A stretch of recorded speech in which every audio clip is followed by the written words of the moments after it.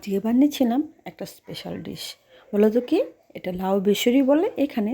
তোমরা যদি কোনো অন্য নামে জানো তো জানিও। তো ফোড়ন দিয়ে দিলাম শুকনো লঙ্কা আর তেজপাতা আর একটু জিরে। এই তেলেতেই আমি সুন্দর করে মুগ ডালটা ভেজে নিব। তো এটা যখন একটু ব্রাউন হয়ে যাবে, সুন্দর একটা স্মেল আসবে, সেই সময়টায় দিয়ে দেব এই যে কুচিয়ে রাখা লাউ, একদম সরু করে যতটা পারা যায়।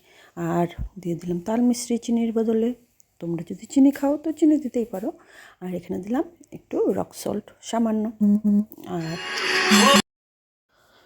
তো সরু করে কেটে রাখা লাউগুলো এখন দিয়ে দিলাম। তো নুন আর ওই তোমার তাল মিশ্রি দিয়ে দিয়েছি, একটা লঙ্কা দিয়ে দিলাম। তো এভাবে কিছুটা সময় নাড়াচাড়া করে হলুদ আর একটু সামান্য একটু জিরে গুঁড়ো দিয়ে আমি ঢেকে রাখবো। লাউয়ের জলেতে ডালটা হাফ ফুটে যাবে।